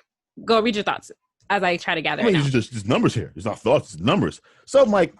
Okay. This is data about income by race, and it's coming from the census survey in 2016. And this chart is compiled by the Wall Street Journal. So the Asian median household income is $78,000. The white median household income is $62,000. The Hispanic median household income is $46,000, and the black median household income is $37,000. Now, this is my question. African Americans have been in America longer than any other subgroup in this country. Why are we at the bottom of the financial totem pole, so to speak? I hear often and always. Go ahead. I think an important part you just said was that it's a subgroup. Like, why? I need clarity. Is citizenship up for like questioning? Like, why is there a division between citizenship? Aren't we all just Americans? Why is there a subgroup? No, not all Americans. Do we talk about Italian American wealth gaps? Do we talk about German American? Do we talk about European? Like, why is there a divide between white and black? Can you define that, please? Why is it different? Well, I'm making a point. As far as my argument, Mike, my entire point is that I don't think these differences are due, in large part because of structural racism in 2020.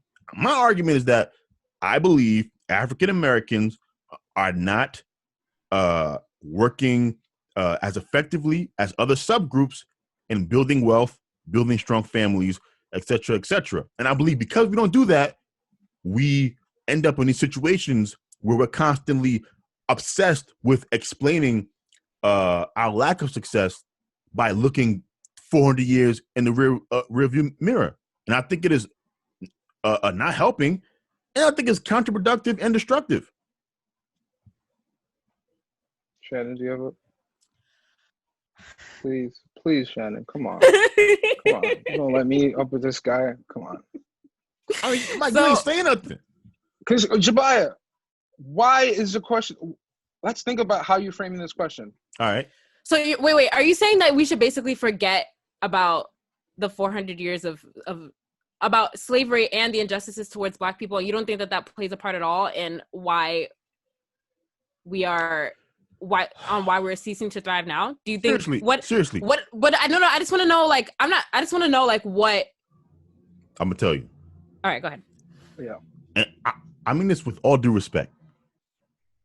Every group in this country has had injustices and hardships to deal with. All of them. Japanese Americans placed in camps, wealth taken away, property taken away. Many Jewish Americans who live in America now were descendants of Jews that escaped from the Holocaust. Didn't have anything, came to America. African migrants, a lot of them that come to America, like I said earlier, they also don't have anything. We share communities with them, schools with them. A lot of the times they grow up in the same bad neighborhood, crime-filled neighborhoods that we grew up in, right? You can just look into the history with Irish Americans, and to Mike's point, Italian Americans, what they had to go through early in the country with policing and police brutality. We don't have a monopoly on pain and suffering and injustice. Now, is slavery a particular injustice that has far-reaching consequences? I believe it does. That said, I do not believe it explains this humongous gap between African Americans and other non-white groups who also share many of the same barriers that we share. Wait, okay. Let's define those barriers that you say we share. Okay. Is red zoning a barrier that's across all races and all people? No. Is that all people that just go up against red zoning? No. Are all people denied access to like school and healthcare? No, wait. I'm not talking about like the current circumstance. I'm just talking about historically. Okay, no. Food, healthcare, and like clean water. These things, just like normal things. No. Are all people denied that equally? No. Who is denied that? African Americans. By the law. Descendants of slaves. I'm with you.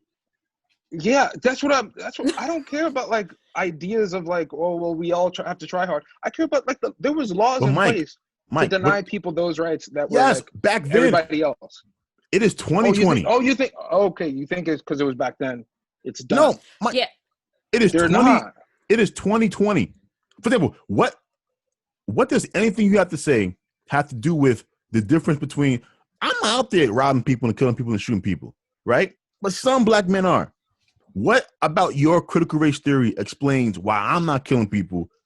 They are, and we share the same neighborhood. It's because, at the core of it, these laws and these policies are implemented every day in America right now through the extension of like how police run in these cities.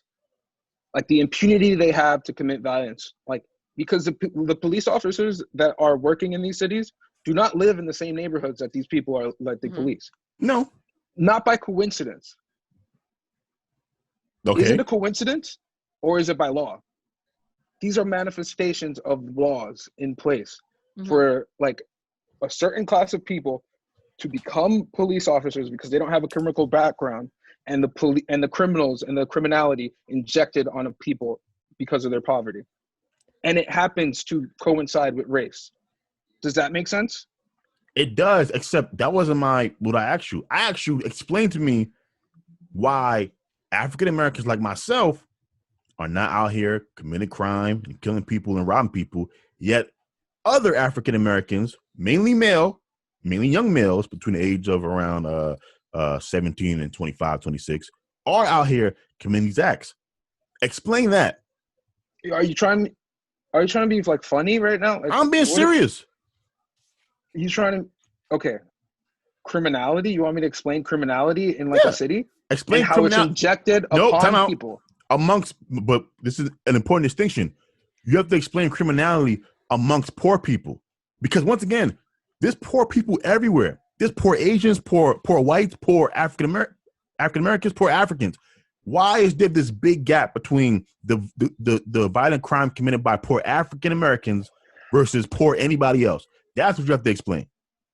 Why is there more policing African Americans than anybody else? Because we commit more crime. Okay, so we have just like a chicken or the egg. These things are connected.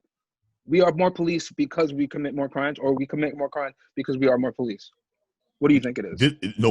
This is not chicken or anything, Mike. Yes, it is. What are you asking me then? Because Mike, I'm not going here with you, Mike. I'm not going here with you, Mike. Tell me. Because like you tell me these things, and like you know what it is, Mike? Black people smoke more weed than white people. They don't. I didn't say that. No, because that's criminality. No. People are policing smoking weed, but like one group just arrested for it.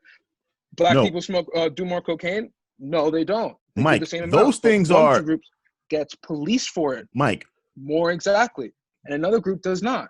Mike is gaslighting the witness. Those things we have evidence on. I'm speaking straight facts, bro. We know for a fact that black and whites use drugs at the same rate. We know that.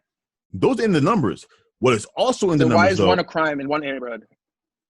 But what do you mean? Mike, I agree with you on that. I'm the guy that's trying to free people. She's locking up the cokeheads. Oh, don't try to point to me, please. That's not me. I agree with you on the drugs. I'm talking about. We agree on all these points, but you don't agree on the basis of like race being an implicit tool of the point. No, because here's my last comment on this.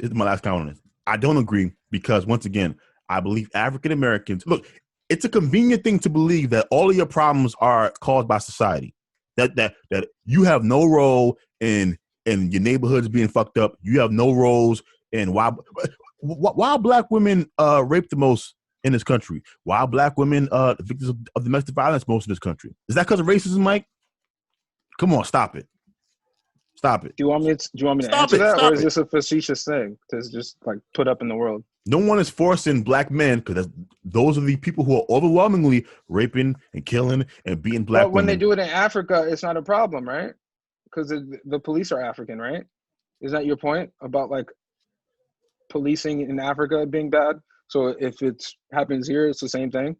No, my point is African Americans. Africans are inherently dangerous, is what your point is? I think that's not my point. Once again, Mike's gaslighting. My point is African American. I don't think none of these things are innate. I believe we have a cultural problem. I believe African Americans have a cultural problem. I didn't say innate. It's cultural. I believe we can change it. Yeah. I'll let Shannon have the last word because I'm not going to agree with you and you're not going to agree with me. First of all, my last word is not going to help contribute to any of this conversation. First of all, I already know how Jabia feels about this issue, so I really just wanted to see how Mike felt about this issue. But this was very interesting. Did I do a good job? The last however many minutes it was going on, I did think you did. I did think you did a very good job, Mike. But I just didn't think that there was any way to sway Jabia. Wait, because I think at the core of it, we have an agreement, me and Jabia. Okay.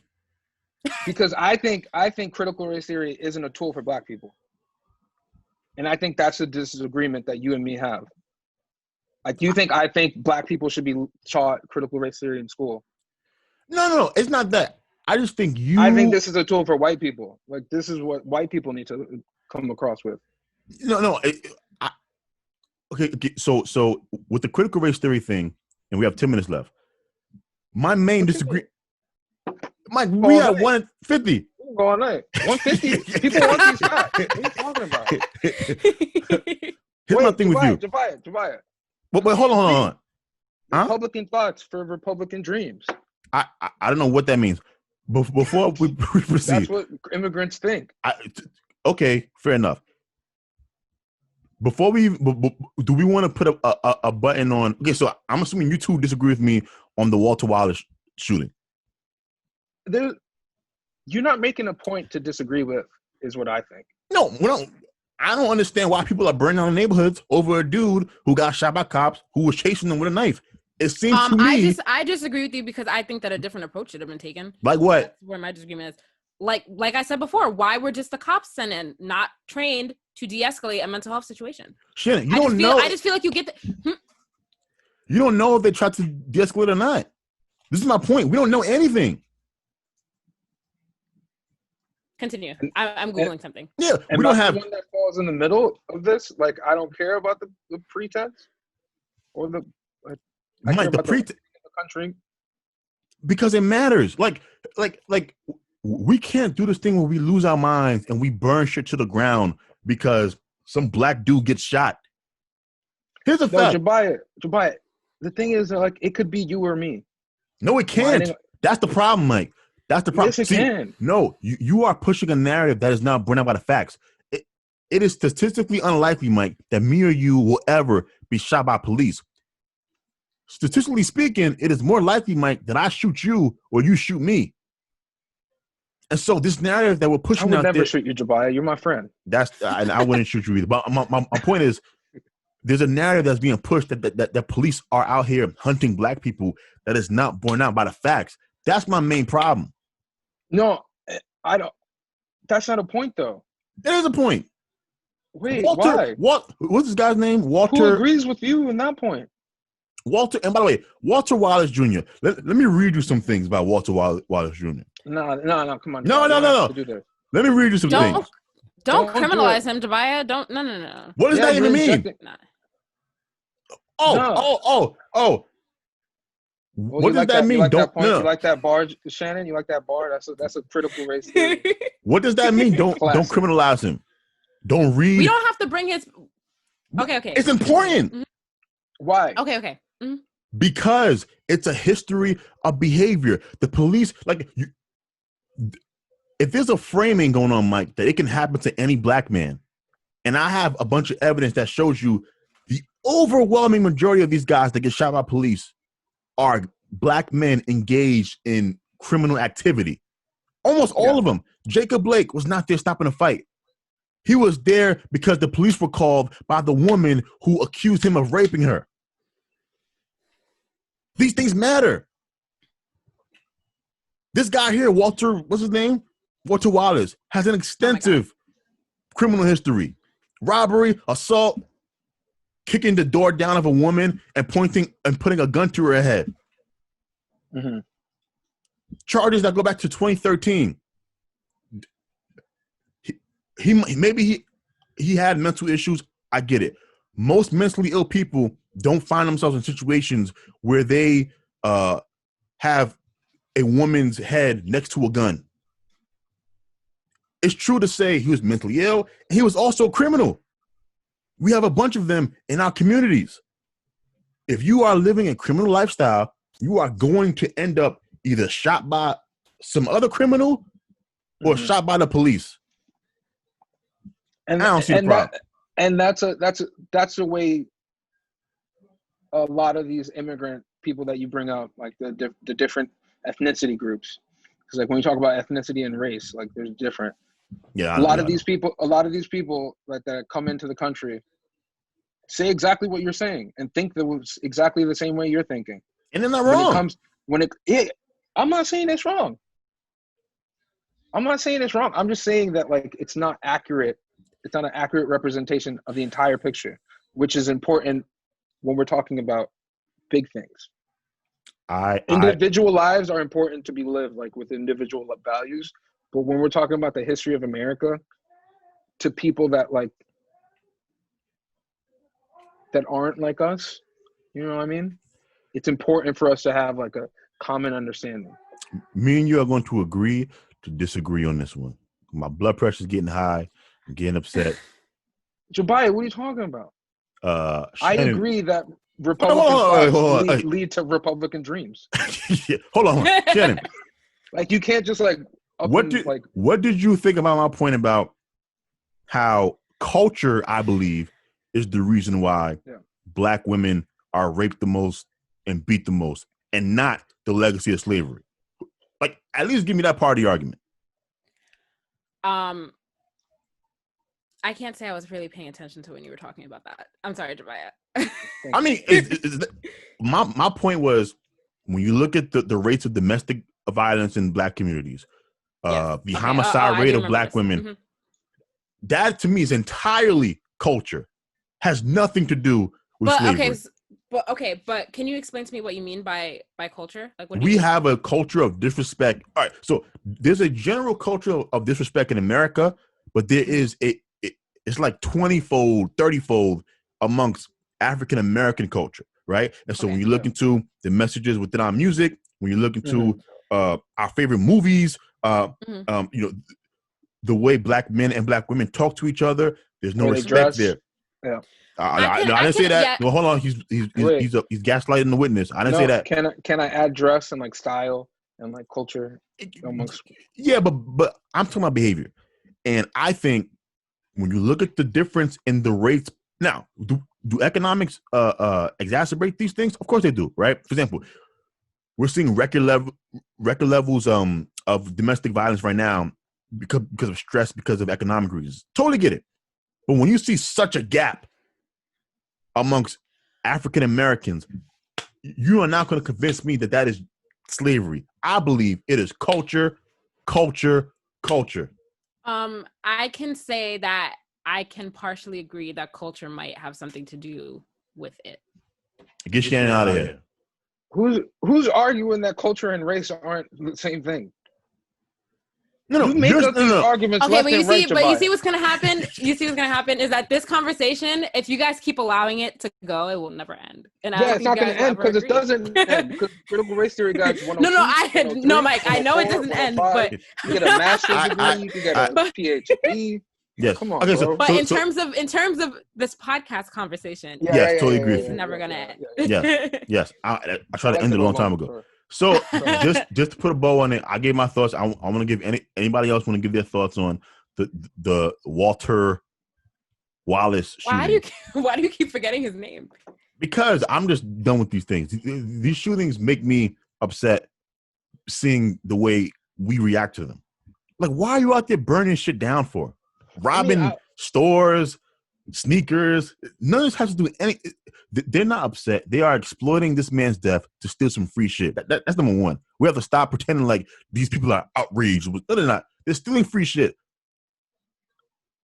Can you admit that, Mike? What? Can you admit that? That they're stealing free shit? Yeah. Well, okay. Wouldn't you be mad if, like, okay, your brother, because you love going into the individual instances of, like, okay, so your neighbor bought something and he got away with the crime, but then you got punished for like 2-3 years in prison. You guys both commit the same crime, but your neighbor gets away with it and you don't. Would you be mad? I'll be mad at myself for committing the crime. Committing crime. Okay, yeah, exactly. So this is what Philadelphia feels as a city. They have to reckon with themselves. I can't believe you two are excusing this, but you know what? We're gonna go ahead. Wait, what? What? No. I'm saying that, first of all, my main point was that police need to have more training when it comes to dealing with situations that are not really criminal. Totally agree. That was my main point. All right. Mike got into. I agree with a lot of Mike's point as well, but I get into the deeper issue. You just got into a whole thing that was just because like my key point is that we have to like reconsider everything we do when it comes to policing because it's incorrect. And my point is, the narrative around policing is false. It is false. It is false. How Police many are good not- cops you know? How many police numbers you have in your phone? Give me None. one. Give me one. I don't got police numbers in my phone. Is that the point? The point is the narrative that police officers are out there hunting black people is a false narrative. It is But not if you don't true. have their number, how do you know that for sure? Because we have stats and data. That's why, What Mike. you talking about? That's why. If you don't have I'm their not number, playing. I'm not playing this game with you. them. And How do you know this? I'm not playing this game with you. I give you laws. You give me no phone numbers. That's crazy. And that's why me and Mike disagree. Let's wrap it up. I reject the narrative. If you That's guys what I want to follow Critical Race Theory 101, no, don't take that class. I don't do any of that. So you can't follow me. So don't. Anyway, so yeah, look, I hope Philadelphia is able to find their way out of this dark time. Stop stealing shit. And yeah, we have to fund the police if we want them to be better trained, Shannon. You can't defund them. Oh, no. You said it. Okay, wrap it up. That's it. It's over. I don't care. I'm just I saying. just wanted Shannon to hear my argument because I feel like Shannon has like more sense than Jabia. I'm just saying, if you want police to be better trained to deal with this, you have to fund the police. And not if you defund want us to be better funded, follow us on Patreon